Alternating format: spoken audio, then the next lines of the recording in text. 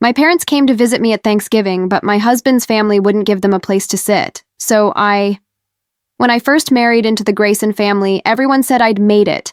Mark was charming, came from old money, and his mother Lorraine had a last name that opened doors in our part of the state. To outsiders, I was lucky. A former school teacher marrying into a family of lawyers and landowners who wouldn't trade places with me. But behind the tall iron gate and manicured lawns, the Graysons' world was colder than marble countertops. They smiled with their teeth, never their eyes. Lorraine once told me at Christmas, "You're quite polite for someone who grew up public school," as if that were a compliment. I learned quickly that in their eyes, I wasn't a daughter-in-law. I was an addition that needed refinement. So I adapted. I wore the pearl earrings Lorraine gave me, laughed quietly at her wine tastings, and I never, ever spoke of my parents in front of her. My parents, Richard and Elaine Dawson. They never had much, but they had integrity. Dad worked maintenance. At the school where I taught, Mom ran the local bookstore until her arthritis got bad. They saved coupons, recycled Christmas paper, and believed in saying grace before every meal, even in diners. When I married Mark, they cried, not out of pride, out of fear they'd be left behind. For the first few years, they weren't wrong. Mark never said it outright, but he hated when I brought up home. "We're building a new life," he'd remind me. And I tried. I tried to blend in with his world of monogrammed towels and silent dinners. But nothing I did ever made me one of them, and still, I stayed. Through the stiff smiles, the veiled jabs, the years of feeling like a guest in my own marriage. I stayed, thinking that maybe if I kept the peace long enough, they'd come to accept me. But then came Thanksgiving, the first time in 10 years that I invited my parents to our home. I'd practiced the words in my head for weeks. They're quiet, they won't be any trouble, they'll only stay for dinner. I should have known better. I should have known the Graysons wouldn't see my parents as guests, but as intrusions, and what they did to them that night. It ended everything. The morning of Thanksgiving, the house smelled like sage, butter, and money. Lorraine had the caterers arrive at 6:30 a.m. sharp. The table was already being set by a professional decorator, white roses, crystal glasses, and napkins folded like swans. Mark hovered in the kitchen with his usual smug efficiency, dictating wine pairings as if this were the gala at the governor's mansion. And through all of it, I smiled. I kept smiling, because this year was different. This year, my parents were coming. It had taken me 3 weeks to work up the nerve to even suggest it. When I did, Mark had given me that look, half disbelief, half disdain. "Claire," he said, setting down his coffee mug like it was a gavel, "you know how tense my mother gets about unfamiliar company, especially during holidays." "My parents aren't strangers," I said, trying to keep my voice calm. "They're family." He shrugged. "They don't really fit the environment. That's not their fault, it's just different worlds." I should have walked away right then, but I didn't. Instead, I said the words I'd been rehearsing. In the mirror. "They won't stay long. Just dinner. Please, Mark." He sighed like a man making a great sacrifice. "Fine. 1 meal, but don't make this a regular thing." So I held my breath, sent the invitation, and prayed my parents would still come. And they did. At 3:04 p.m., they pulled up in my dad's old blue sedan, freshly washed and humming louder than necessary. My heart caught in my throat when I saw them step out, Mom in her soft lilac sweater, hair curled just right, holding a pie tin wrapped in a tea towel. Dad in his pressed khakis and the brown blazer he wore to every wedding and funeral. He was holding a mason jar of cranberry jam and a wooden puzzle toy for the boys. They looked so proud, so out of place. "Claire, honey," Mom said as I opened the door, "the house looks like one of those magazines. You've really made a life here." I hugged them tightly, fighting the lump in my throat. "Come in. Everyone's just getting settled." Settled. That was generous. Lorraine was already at the head of the table, sipping champagne and issuing orders. When she saw my parents, her smile twitched, tight, like it had been stapled in place. "Oh, she said, standing with a rustle of silk. You made it! Mark's sister gave a small wave without standing. Mark's father didn't look up from his phone. My nephews paused their game controllers just long enough to glance sideways before going back to yelling at the screen. My parents didn't notice. Or maybe they pretended not to. Dad offered the jam. Homemade, Elaine's recipe, thought it might go nice with the turkey. Lorraine took the jar like it was a ticking bomb and passed it wordlessly to the caterer. Lovely, she said. We already have a reduction sauce, but how quaint. My mother smiled gently. We also brought a pie. From scratch. Oh, Lorraine replied. Well, we have pumpkin souffle flown in from Napa, but thank you. She turned back to her seat. The table was fully set, 10 chairs perfectly spaced, gold-trimmed place cards in scripted font. Grayson, Grayson, Grayson. There were no cards for Dawson. I stared at the table. My stomach tightened. I'll grab 2 more chairs from the hallway, I said quickly. But Lorraine waved a hand. No, that will disrupt the flow. The decorator arranged everything precisely. Maybe your parents could take the bar stools by the kitchen island? Bar stools, like spectators. I opened my mouth, but Mark cut in. It's fine, Claire. Don't make a thing out of it. My dad chuckled awkwardly. We don't mind standing, really. We're just happy to be here. Mom added, we'll eat wherever's comfortable. Don't worry about us. But I did. God, I did. I watched my father, who once drove through a snowstorm just to bring me a heater in college, shuffle quietly to a corner of the kitchen. My mother, who gave up new shoes one winter so I could afford dance lessons, sat down on a backless stool, her pie untouched. I looked around that glittering room full of smug smiles and fine linens and realized I'd brought love into a house that had no room left for it. Dinner was ready by 5. The roast duck was carved, the sides plated with precision, and the gravy boats were warm. The caterers retreated like ghosts, leaving behind a table fit for royalty. White candles flickered against the crystal glasses. The scent of rosemary and browned butter filled the room, masking the bitter quiet that had settled like dust in the corners. Everyone took their seats with the smooth choreography of people who had done this 100 times. Lorraine at the head, Mark on her right, his father to her left. The children squabble over napkin rings while Mark's sister repositions her wine glass to avoid a glare from the chandelier. It was all perfectly orchestrated, except for 2 things. There were 10 seats and 12 people. I stood behind the chair closest to me, my hands clenched at my sides. My parents lingered near the hallway, still holding the gifts they'd brought. Jam, a pie, a puzzle for the kids that had been tossed aside within minutes. No one had greeted them with real warmth. And now, no one moved to make space. Get 2 chairs from the sunroom, I said, forcing cheer into my voice. We can squeeze— Don't! Lorraine snapped, not even looking at me. That ruins the aesthetic. The balance is off. I stared at her. It's just chairs. It won't— We hired a professional, Claire, she said flatly. This isn't a church picnic. Mark cleared his throat, but he didn't look at me. Let's not make this into something it's not. My father, bless him, chuckled softly. It's all right. I've stood through longer sermons. I turned to him. Dad, no. You came all this way. Let him, Lorraine cut in, dabbing, her mouth with a linen napkin, though nothing had been served. Men don't mind standing. My mom reached out, placed a gentle hand on my arm. Claire, sweetheart. We're fine. Let's not spoil dinner. So that's how it began. My father stood near the archway between the dining room and kitchen, holding his plate like a waiter. My mother sat on a stool at the island, her feet barely touching the rung beneath her. No one offered a cushion. No one offered help. I served, each plate like a hostess.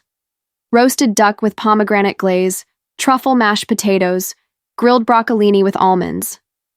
My hands moved on autopilot, carving, spooning, garnishing.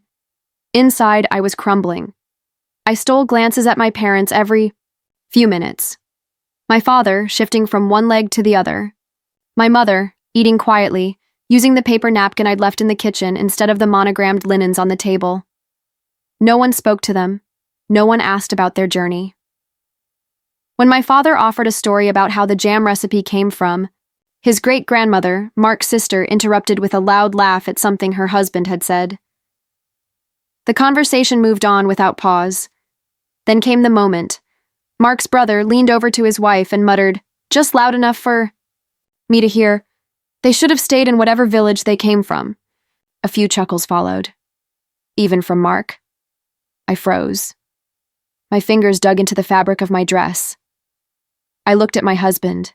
He didn't flinch, didn't even glance at me, just kept sipping his wine, nodding along with whatever nonsense his brother was saying. That's when I knew this would be the last meal I ever served them. I stood there, surrounded by the hum of laughter, the clink of silverware, the soft pouring of wine into untouched glasses, and I felt like I was on the outside of a glass house, not inside it, not part of it, just watching. Watching my own parents be reduced to nothing more than background noise. Watching the man I'd married pretend not to notice the shame burning on my face. I turned to the kitchen, picked up the pie. My mother had spent hours baking. Pumpkin custard spiced with cinnamon and cloves. She had even shaped tiny pastry leaves for the edges, each one brushed with egg wash for a golden finish. It looked like something out of a magazine. I carried it into the dining room and placed it on the sideboard, untouched. "Dessert is ready," I said softly. No one responded. They were too busy toasting to themselves.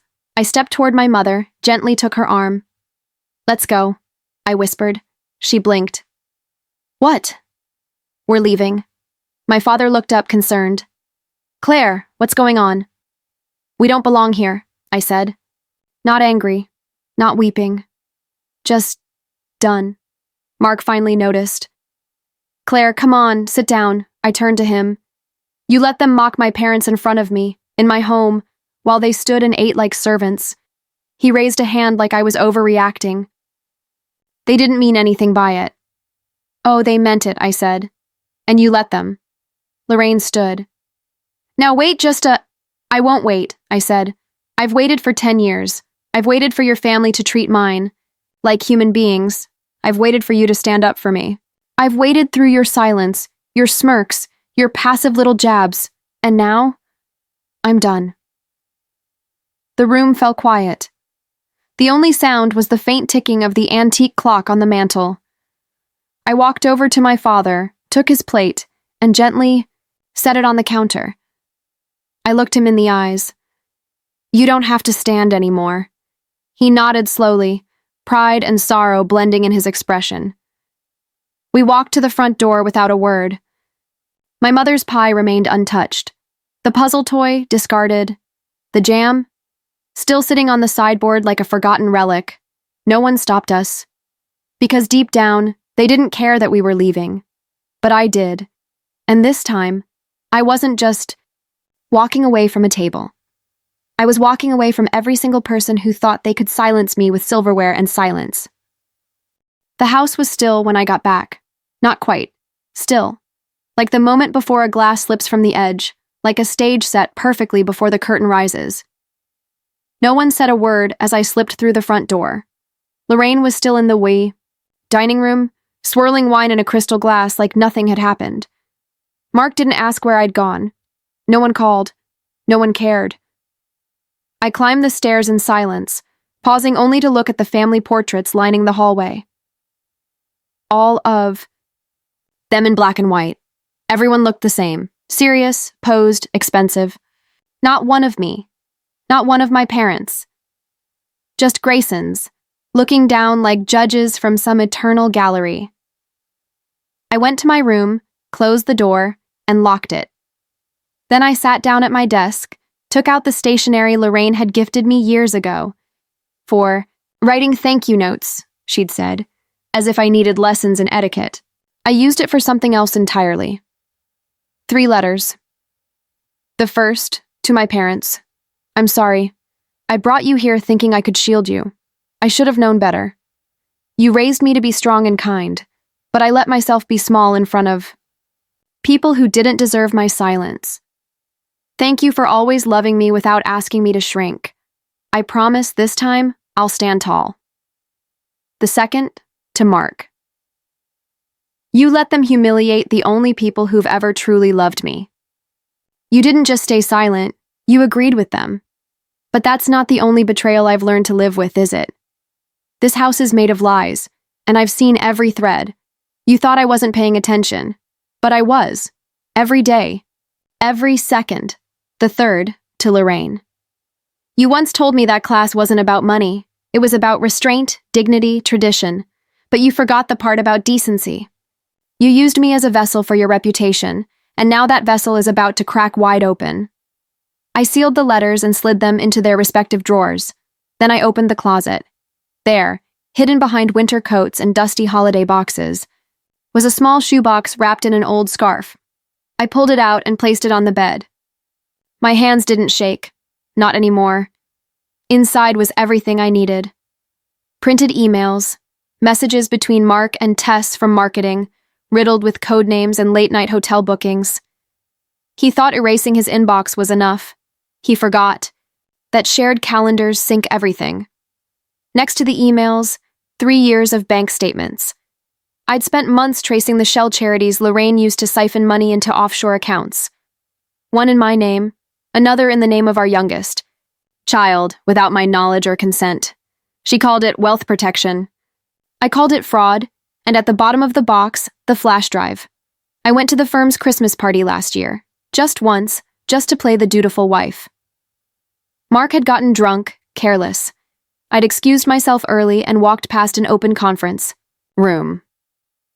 Inside, Tess sat on Mark's lap, laughing like she owned him. He didn't see me. But my phone camera did. I've kept the video ever since. Not for revenge, for reality. That night, I slept deeper than I had in years. At dawn, I rose. I made scrambled eggs, brewed fresh coffee, and set 2 plates on the small kitchen table near the window. My parents came downstairs slowly, their faces still weary from the day before. "You're cooking already?" My mom asked. "Just for us," I said. "The others can serve themselves." They sat. I poured orange juice, added a touch of cinnamon to Dad's eggs, just how he liked them when I was little. "Pack your bags after breakfast," I said. "You're coming with me." My father paused for midair. "Claire, are you sure?" "I'm done being sure," I said. "Now I'm just doing it." We finished quietly. No more apologizing. No more pretending. By 8, I had booked them a suite at a quiet inn on the other side of town, the kind with porches and rocking chairs and no Graysons for miles. "I need to handle one last thing," I said, hugging them both in the car. "Do." "You want us to stay with you?" my mom asked. I shook my head. "No, not for this part." They left, trusting me. I went back inside, climbed the stairs, and stood in front of the mirror. I didn't look broken anymore. I looked ready. I changed into the blue dress I hadn't worn in years, the one Lorraine once called too common. I tied my hair back, dabbed a little color on my lips, and picked up the flash drive. Then I walked into Mark's office and placed the envelope on his desk. I laid everything out, the printed emails, the bank statements, the footage. He wasn't home yet, but he would be. And when he opened that envelope, he'd finally understand what silence breeds, not obedience, but ruin. And I was done being quiet. Monday morning, the city was still shaking off its holiday hangover. Storefronts were quiet, streets slick with November rain. The Graysons were likely still nursing their egos with mimosas and denial, but I had work to do. I stepped into the office of Kelsey Tran, my attorney. Young, sharp, the kind of woman who didn't blink when faced with old money arrogance. I handed her the folder, thick and heavy with the weight of years. She flipped through it quickly, her expression sharpening with each page. "You're sure? You want to go forward?" I nodded. "No more waiting. We file everything. Divorce, fraud, tax exposure." Kelsey smiled. "Let's make it official then." By 9:45 a.m., I'd signed the documents. By 10:15, a confidential tip had been sent to the IRS. By noon, the Graysons' perfect little world had been placed on a timer. The fallout began that Thursday, at the Grayson Foundation's annual charity banquet. An event so polished it could blind you. Lorraine hosted it every year, parading her gowns and her influence like a peacock mid-strut. This year, she chose silver sequins and a crown of pearls.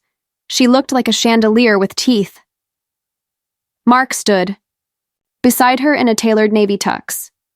Cool, confident, the calm before the collapse. I arrived last, no escort, no flourish, just a navy dress, clean lines, no diamonds. My hair pulled back, no pretense, but I glowed because standing behind me, arm in arm, were my parents. When we entered, the whispers started. I saw Lorraine's face tighten. I saw Mark's jaw clench. They hadn't expected me to show up. Not here, not now. I didn't flinch. Dinner was served, speeches made, and then the press began their usual posturing. Softball questions to appease. Donors and sponsors. But then came the shift.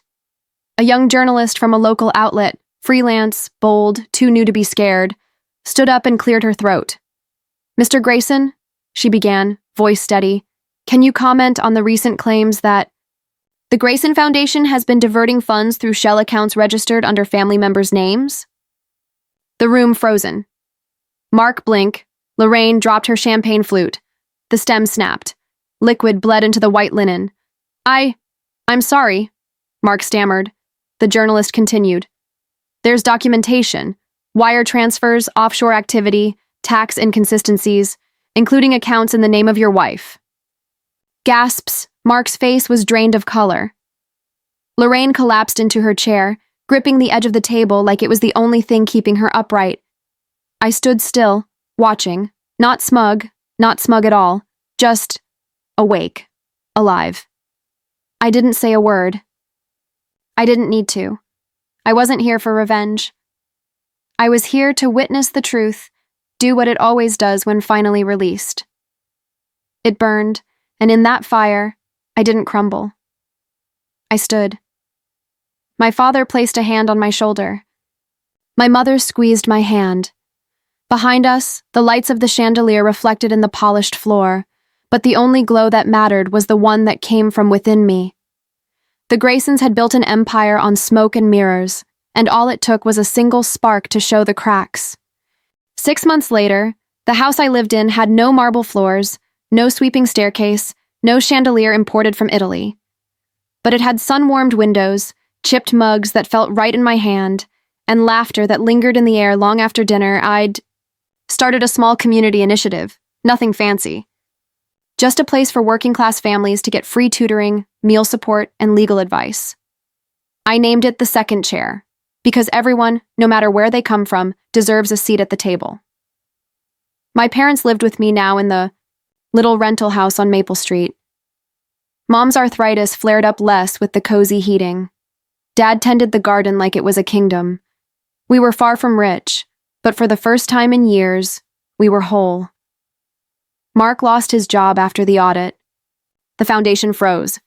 The Graysons sold the mansion in a silent panic, too proud for public scandal, too broke for private comfort. Last I heard, Lorraine had moved in with her sister in Florida. Mark was staying in a downtown apartment above a failing wine bar. One evening, as I set the table for dinner, 5 chairs, not 10, my daughter looked up from her crayons. "Mom," she asked, "why don't we live in the big house anymore?" I smiled, placing the last plate on the table. My father helped Mom to her seat at the head. I kissed both their cheeks. "Because," I said gently, "it never felt like home." I sat beside my daughter, reached for her hand, and looked around. The table, every seat filled, every soul cherished. I didn't just leave the Graysons. I left the silence. I left in shame. And in its place, I built something warm, loud, honest, something that finally felt like mine.